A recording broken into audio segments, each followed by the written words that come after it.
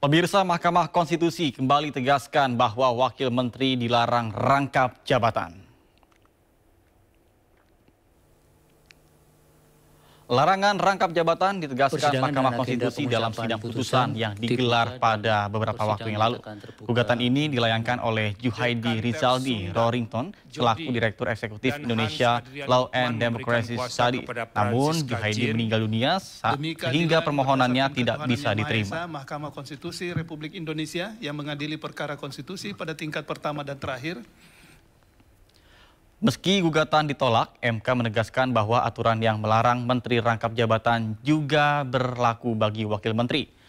Aturan ini didasarkan pada pasal 23 Undang-Undang 39 tahun 2008. Adili menyatakan permohonan para pemohon nomor 21/PU-23 Romawi/2025 dan nomor 98/PU-23 Romawi/2025 tidak dapat diterima. Saat ini ada 30 wakil menteri yang rangkap jabatan. Selain sebagai wakil menteri, mereka juga menjabat sebagai komisaris BUMN. Berikut beberapa wamen yang merangkap jabatan. Ada Wakil Menteri Pemuda dan Olahraga Taufik Hidayat yang juga menjabat sebagai komisaris PT PLN Energi Primer Indonesia. Kemudian ada Stella Christy, Wakil Menteri Pendidikan Tinggi, Sains dan Teknologi yang juga menjabat sebagai komisaris PT Pertamina Hulu Energi.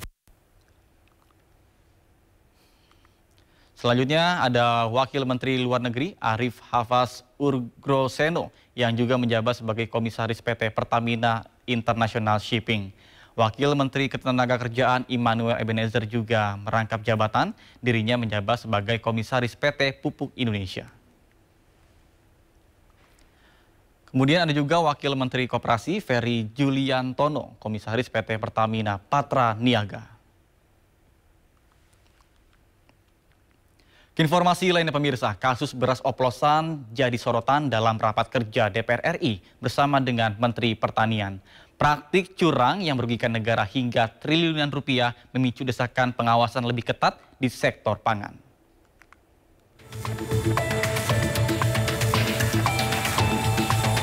Kasus beras oplosan kembali disorot dalam rapat kerja DPR RI bersama Menteri Pertanian Amran Sulaiman. Dalam rapat, Menteri Amran menyebut ada 11 oknum di internal Kementan yang diduga terlibat dalam peredaran beras oplosan. Kerugian akibat praktik curang itu diperkirakan mencapai 99 triliun rupiah per tahun dan diduga melibatkan perusahaan besar. Sejumlah anggota DPR menuding langkah Amran sekedar pencitraan. Nggak mau lagi mengadres masalah itu Pak Menteri dengan cara-cara pencitraan saja.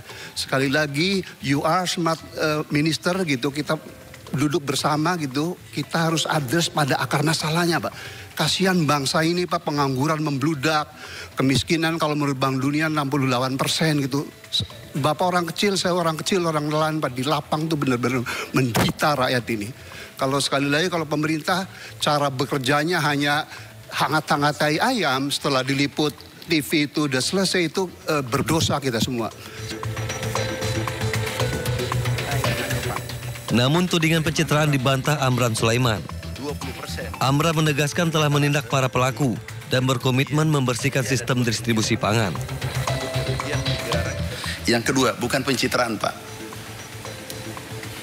Tahu, Pak, 11 kami hukum, tersangka eselon 2 di tempat kami, DPO sekarang.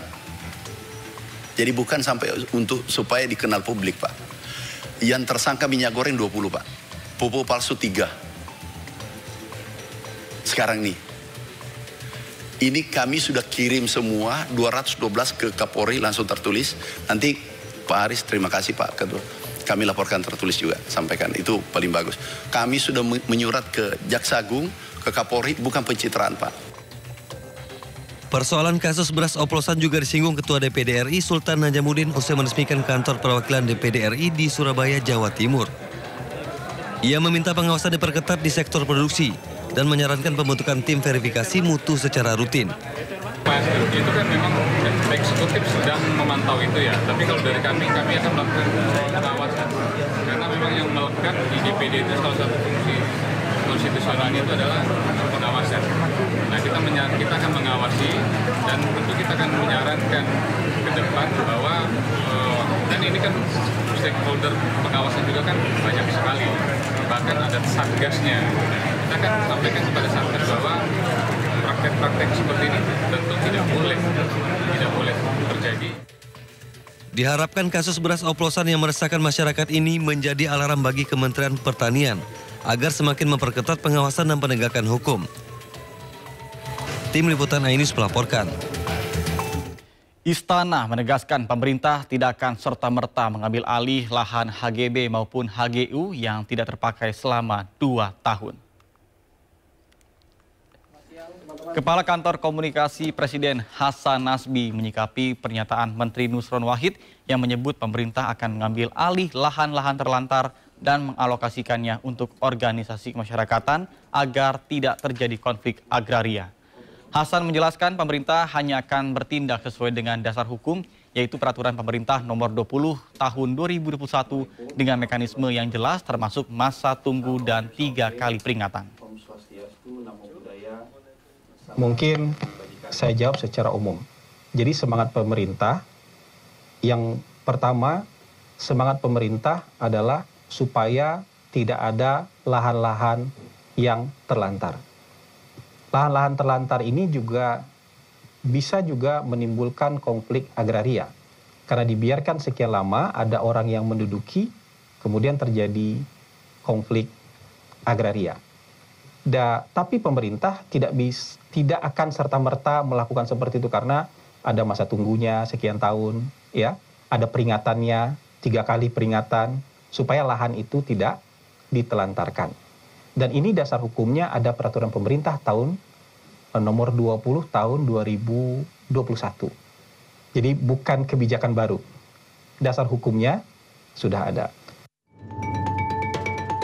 Definisi tanah terlantar. Peraturan pemerintah memberikan definisi yang jelas mengenai kawasan dan tanah terlantar, serta kriteria yang akan digunakan untuk mengidentifikasi.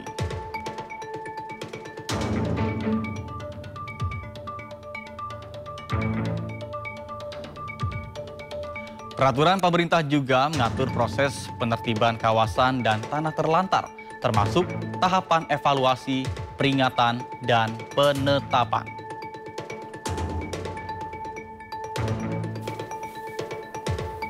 Selain itu, peraturan pemerintah juga membahas mengenai hapusnya hak atas tanah atau hak pengelolaan pada bagian yang ditelantarkan, serta penegasan status tanah tersebut sebagai tanah negara yang dikuasai langsung oleh negara.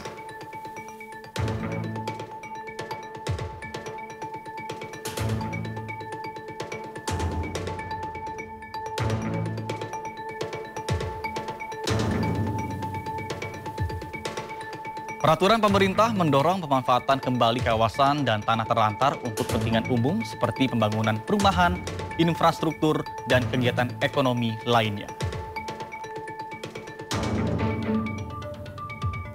Yang terakhir, peraturan pemerintah juga menetapkan tanggung jawab berbagai pihak termasuk pemegang hak, instansi terkait, dan masyarakat dalam proses penertiban dan pendayagunaan.